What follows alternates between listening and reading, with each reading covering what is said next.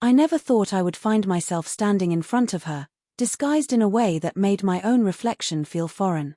It started with a dare, something that seemed harmless at the time.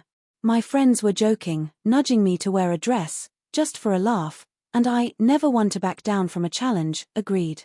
I thought it would be temporary, something to laugh about afterward, something I could forget the second the dare ended. But I had no idea that it would spiral into an experience that changed the way I saw myself forever. I remember the first time I put on her dress. My sister's closet, always off limits, felt like entering a forbidden world. The fabrics were soft, silky, delicate in ways I had never appreciated before. My hands trembled as I held the dress, feeling its weight, its subtle fragrance. When I slipped it over my head, something inside me shifted. It was like stepping into someone else's skin, but also like discovering a hidden part of my own. The mirror reflected a stranger at first, but the longer I stared, the more I recognized myself in her curves, in the softness that my own body had never known. I knew I couldn't tell anyone. Not my friends, not my parents, certainly not my sister. The secret burned inside me, and the thrill of it made every small detail sharper, more vivid. I began experimenting, different hairstyles, the careful application of makeup, learning how to walk, how to gesture, how to carry myself differently. Every night became a ritual of transformation, a secret theater in which I was both the audience and the performer. Then came the day she appeared. My sister had a friend over, someone I had met only in passing, someone who didn't know me very well. Her laughter carried through the hallway, light and confident, the kind of voice that immediately commands attention. And there I was, dressed in her favorite summer outfit, her favorite earrings, her hair curled in loose waves, the very image of her friend's ideal of femininity. My heart pounded, my palms sweaty, but I couldn't move. I was frozen, caught between fear and the strange exhilaration of being someone else entirely. She looked at me and smiled, genuinely friendly, without a trace of suspicion. "Hi, I don't think we've met before," she said, her voice warm, casual. The words seemed so ordinary, so normal, but they were terrifying in that moment. My voice, when I forced it out, cracked slightly, but I managed a soft, shy hello. The way she smiled, the way she tilted her head, made me feel seen in a way I had never experienced, yet completely invisible at the same time. She didn't know the girl was me.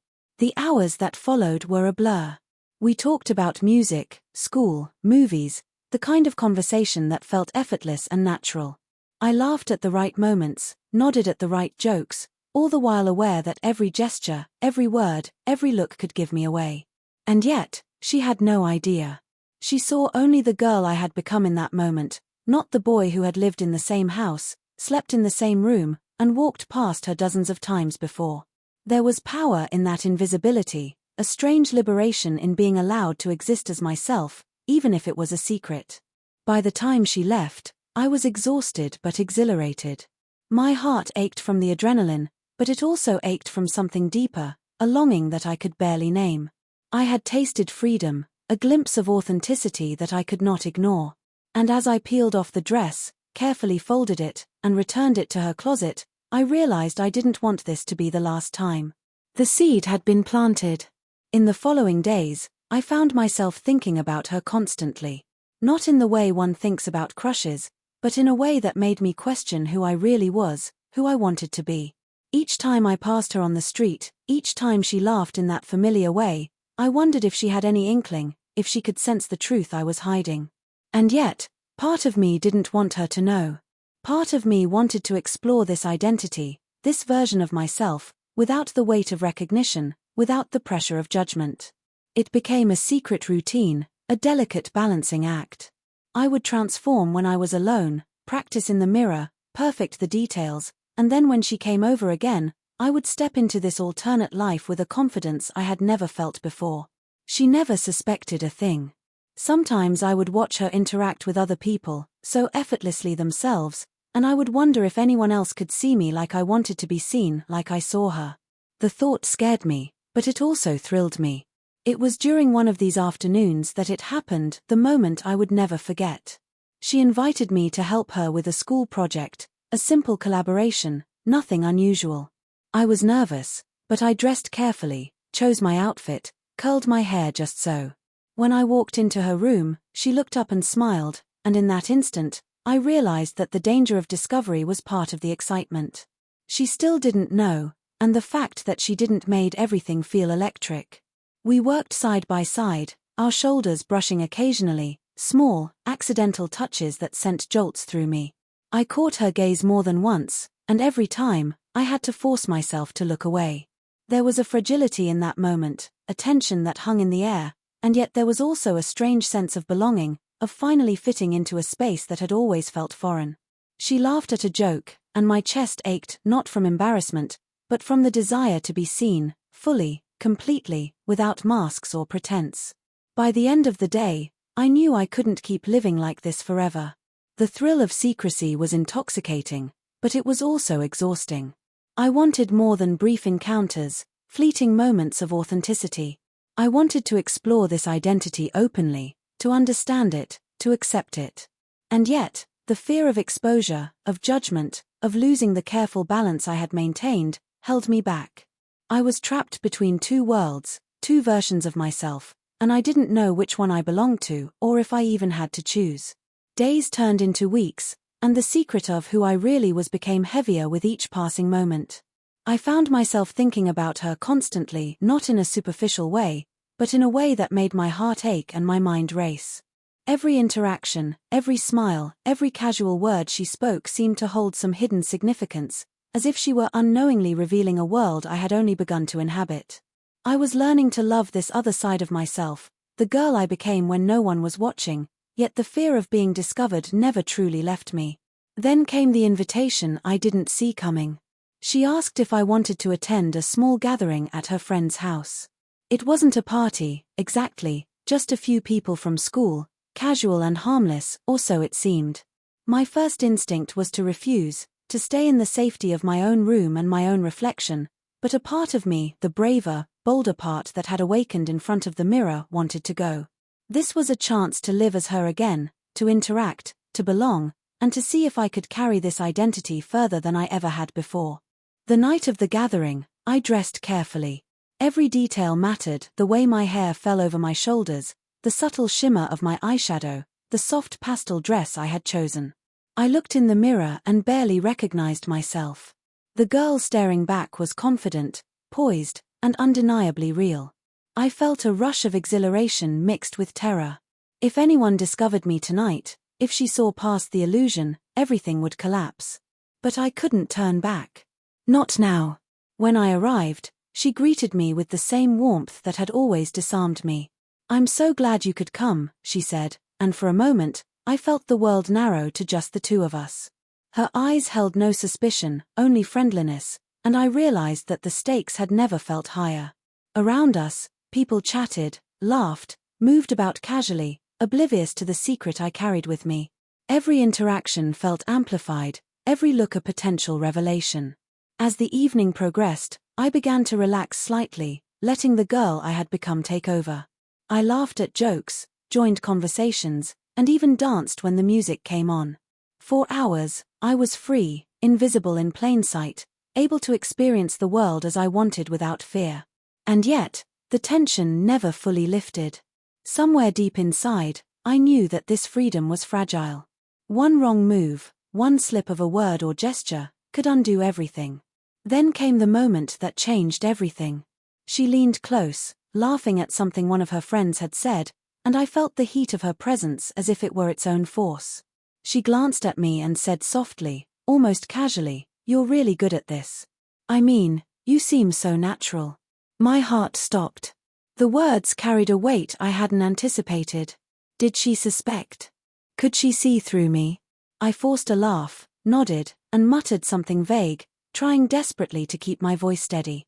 For the rest of the evening, I was acutely aware of every subtle cue, her gaze lingering slightly too long, the way she tilted her head when I spoke, the small smiles she gave me that seemed to carry more than just casual friendliness. The night became a careful dance of maintaining the illusion while craving authenticity, wanting her to know me without risking exposure. After the gathering, I walked home slowly, my mind racing. The adrenaline that had fueled me earlier now mixed with a profound exhaustion. I had experienced something extraordinary, But I also understood how precarious it was.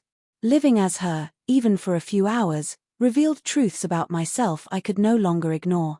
The girl I became wasn't just a disguise, she was a part of me, a side I had suppressed for years. And yet, the fear of being discovered lingered like a shadow, reminding me that the world outside wasn't ready for this version of me. In the following days, our interactions shifted subtly. She seemed more attentive, more curious, and I noticed small gestures, questions that hinted at an interest in who I truly was, compliments that felt deeper than before. I wanted to tell her, to reveal the secret I had carried alone for so long, but the timing never felt right. Every attempt at confession was swallowed by fear, by the uncertainty of how she would react, by the fragile balance of our friendship and my own identity. Then the breaking point came unexpectedly. She invited me to spend the afternoon at a nearby park, just the two of us. It was the kind of invitation that felt casual but also intimate, a test of the boundaries I had carefully constructed. I agreed, of course, and spent hours preparing.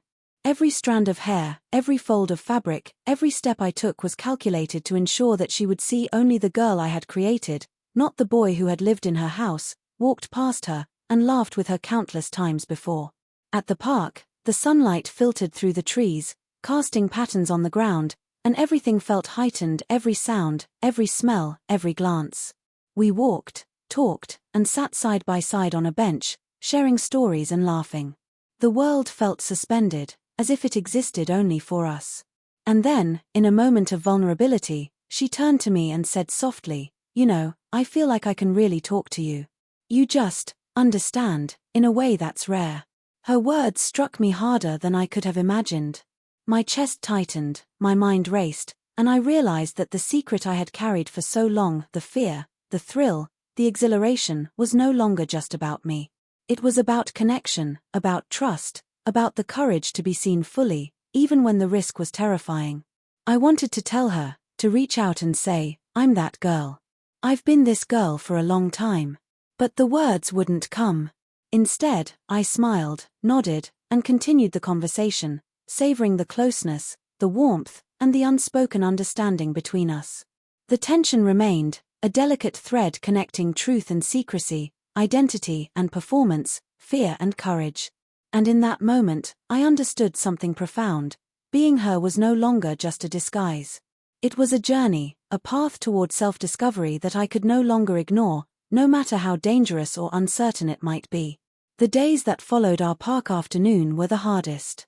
I couldn't stop thinking about what she had said, about how close we had been, about the truth I had still buried. Every text from her, every call, every fleeting glance when we met at school reminded me of the secret I carried, and the closer we became, the heavier it felt. It was as if every moment of connection demanded honesty, and yet fear chained my tongue. Then one afternoon, everything changed. She asked if I wanted to come over to help her pick out clothes for a presentation she was giving at school. It seemed innocent, but my heart skipped a beat. This was her world, her domain, and once again I would step into it as someone I was only partly allowed to be. I agreed immediately, even though my mind screamed caution. Her room was the same, yet different through my eyes now. I saw the patterns in the fabrics, the careful organization of her clothes, the tiny personal touches that revealed so much about her personality. And as I helped her choose outfits, I felt the familiar thrill of transformation stir inside me. I wasn't just helping, I was learning, adapting, becoming. The girl I had created wasn't a costume anymore. She was alive, and every movement, every choice I made while dressed in her style felt like a conversation with my own hidden self. She was close, laughing as I held up different dresses, asking me for opinions.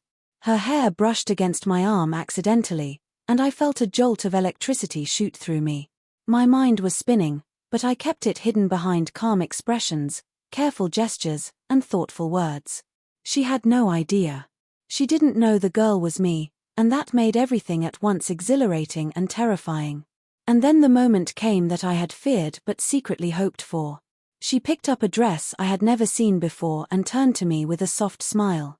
"I think this one would look amazing on you," she said. My stomach dropped. Was this a joke? Was she teasing me? My mind raced for a way to refuse gracefully, to avoid exposure, but my voice betrayed me in its hesitation. I don't know, I stammered, trying to sound casual, hoping she wouldn't press. But she smiled, her eyes sparkling with mischief and curiosity. Come on, just try it. I think you'd look beautiful. Beautiful. The word echoed in my mind, mingling with the fear and excitement that had become constant companions. And for reasons I couldn't fully explain, I did it. I stepped into the dress, feeling the soft fabric slip over my shoulders, the unfamiliar weight and texture settling around me.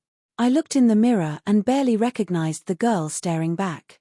She wasn't my sister, she wasn't anyone else. She was me. Or at least a part of me that I had never allowed to exist openly before. When I emerged from behind the curtain, her jaw dropped. Her eyes widened, and for a moment, the room seemed to freeze. I expected laughter, surprise, maybe even judgment. But instead, she simply smiled. A smile so genuine, so warm, that my chest ached with relief and a strange, overwhelming joy.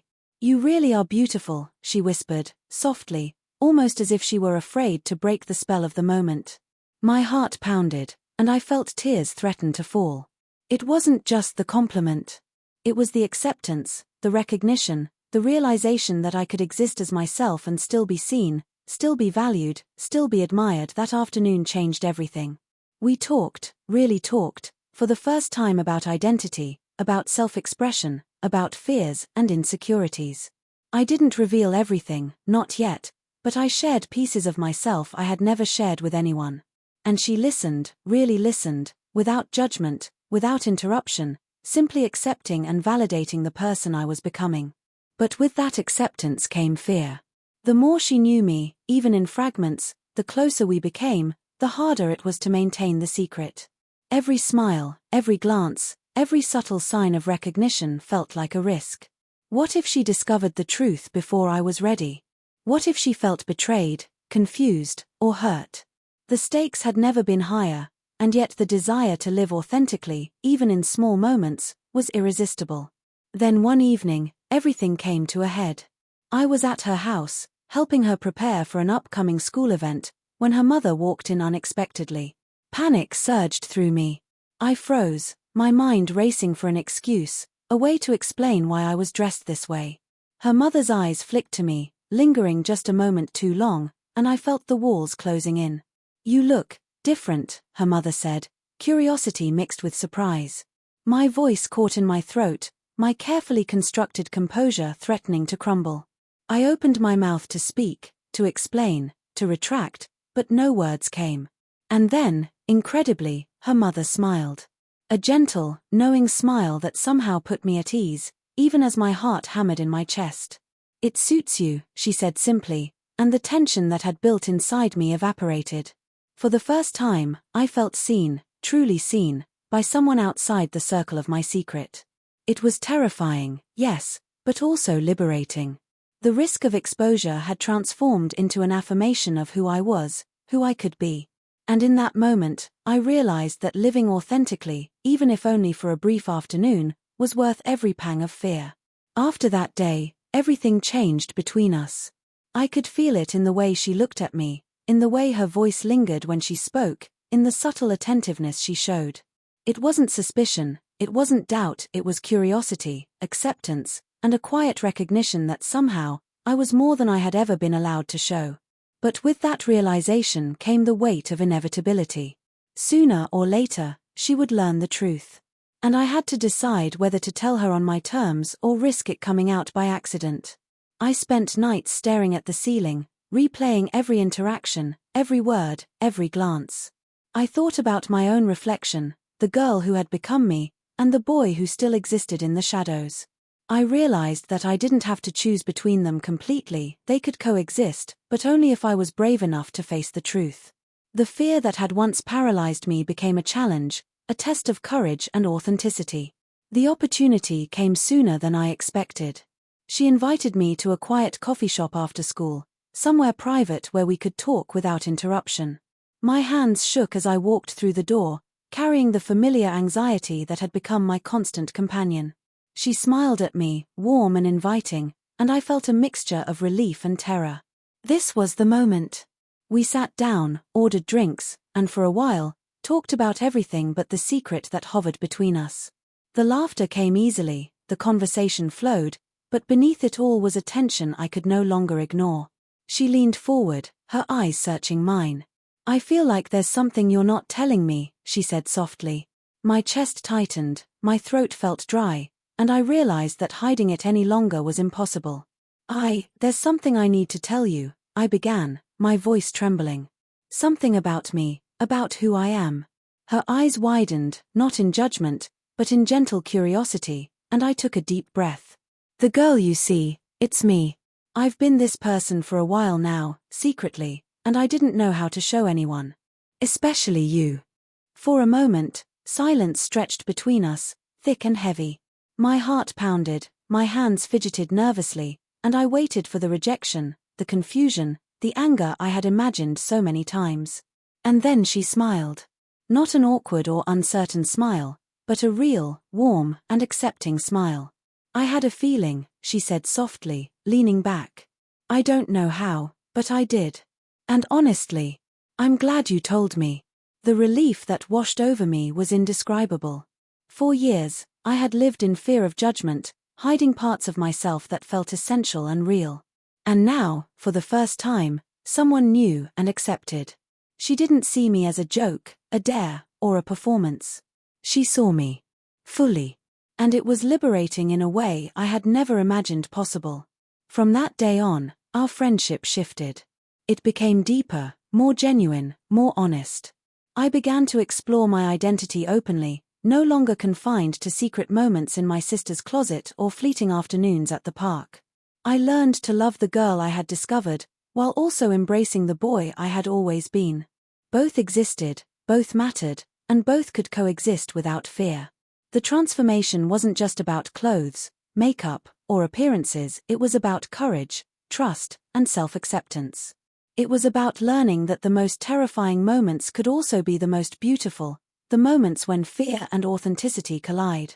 And through it all, she remained by my side, not as a judge or a critic, but as a witness, a confidant, and a friend who saw me for who I truly was.